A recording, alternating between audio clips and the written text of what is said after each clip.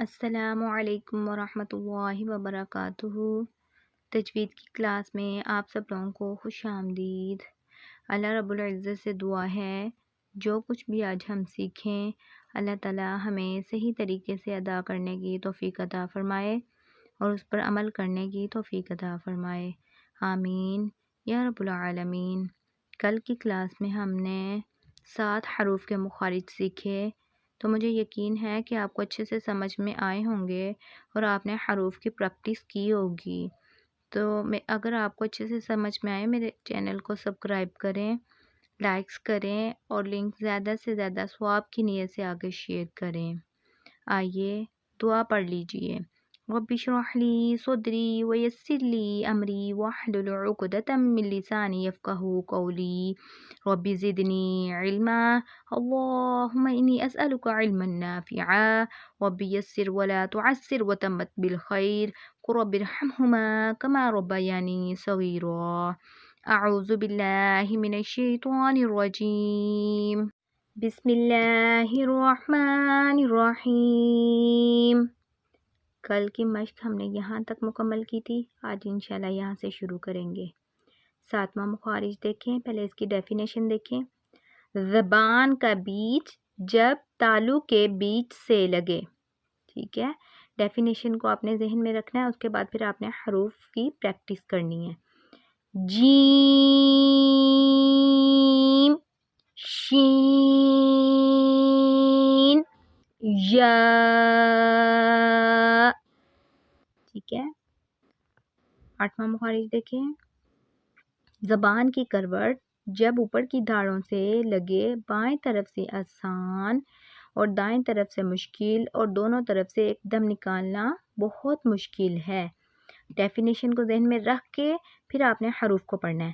اب حروف پڑھیں، یہ حروف موٹا پڑھیں گے، یعنی یہ حروف مستعالیہ میں سے ہے، اس کو یہ موٹا کر کے پڑھیں گے۔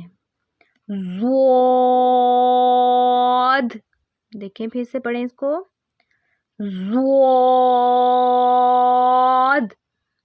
آپ نے اس کی ڈیفینیشن کو پڑھنا ہے، اس کو ذہن میں رکھ کے آپ نے یہ جو حروف ہے نا اس کو پڑھنا ہے، پھر آپ کو ایزیلی آ جائیں گے، ٹھیک ہے۔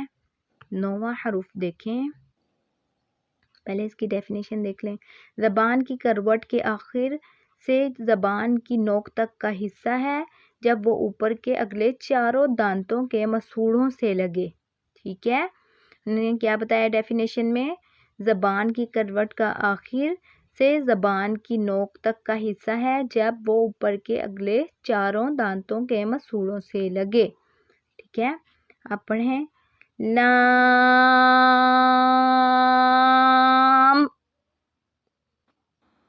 لام، ٹھیک ہے۔ 10واں مخارج دیکھیں،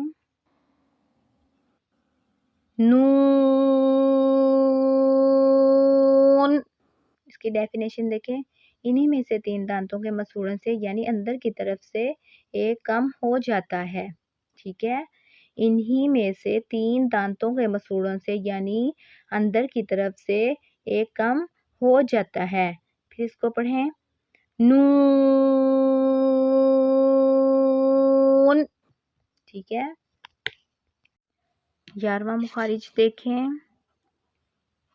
انہی میں سے اگلے دونوں دانتوں کے مسوڑوں سے اور اس کا کچھ تعلق زبان کی پشت سے بھی ہے جو نوک سے ذرا آگے چل کر ہے۔ یہ را موٹا پڑھیں گے ہم، یہ حروف مستعالیہ میں سے ہیں، اس کو موٹا کر کے پر کر کے پڑھیں گے، ٹھیک ہے۔ را، را،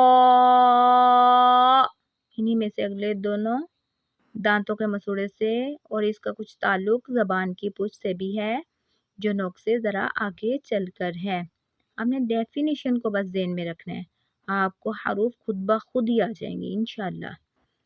آگے 12واں دیکھیں، طوا، دال، تا، ٹھیک ہے۔ یہ طوا اور تا میں فرق آئے، ٹھیک ہے، یہ ہم آواز حروف ہیں۔ اس کی ڈیفینیشن دیکھیں، زبان کی نوک جب اوپر کے اگلے دونوں دانتوں کی جڑ کی طرف والے آدھے حصہ سے لگے. ٹھیک ہے، زبان کی نوک جب اوپر کے اگلے دونوں دانتوں کی جڑ کی طرف والے آدھے حصہ سے لگے. پھر دیکھیں اس کو، دال تا. آج تک کتنا کافی ہے سبق. تو انشاءاللہ اللہ تعالیٰ سے دعا ہے کہ اللہ تعالیٰ ہمیں اس پر عمل کرنے کی توفیق عطا فرمائے اور اللہ تعالیٰ ہمارے ذہن اور سینوں میں بٹھائے. آمین. اللہ حافظ.